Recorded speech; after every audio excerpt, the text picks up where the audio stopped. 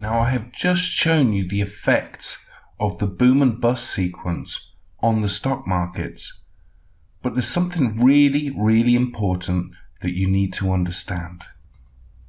I have shown you the stock market indices and what happens in the stock market. I've also discussed fear and greed as potential drivers to the stock market boom and bust sequences. But the overall direction of the market is less driven by the market participants, but primarily driven by economics. Now, we discussed economics previously, briefly, and here I'm going to dive into monetary policy and fiscal policy.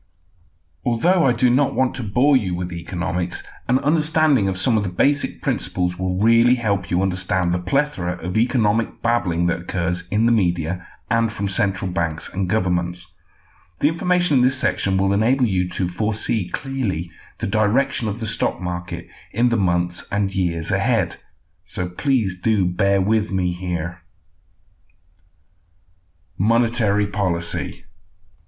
Monetary policy is the process by which the government, central bank, or monetary authority of a country controls the supply of money, the availability of money, and the cost of money or rate of interest, in order to attain a set of objectives oriented towards the growth and stability of the economy.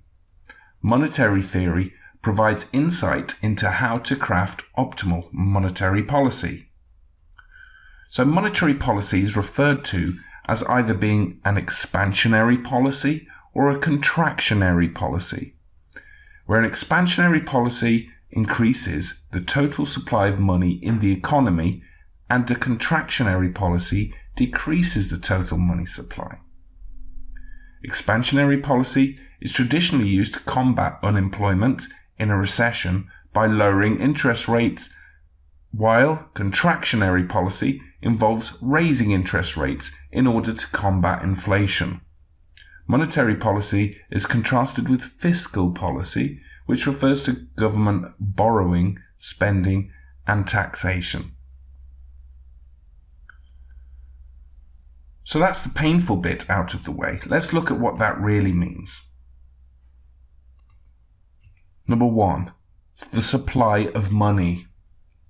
Availability of money and cost of money are essentially controlled by governments or government-appointed central banks. These factors are used to try to ensure economic stability. Using lower cost of money and higher availability of money, a government can stimulate economic growth.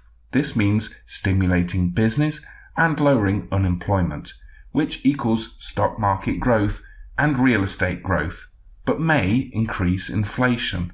And that's exactly what's happening right now, where interest rates have been dropped, government spending has increased, and there have been huge stimulus packages to essentially jumpstart the economies.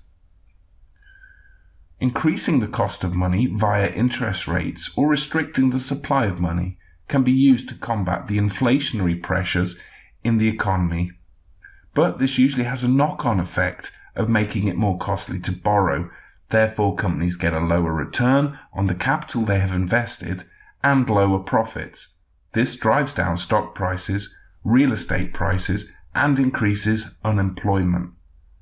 This strategy is typically adopted during the boom periods to try and slow down the economy and stop it overheating. That's the stability part of monetary policy.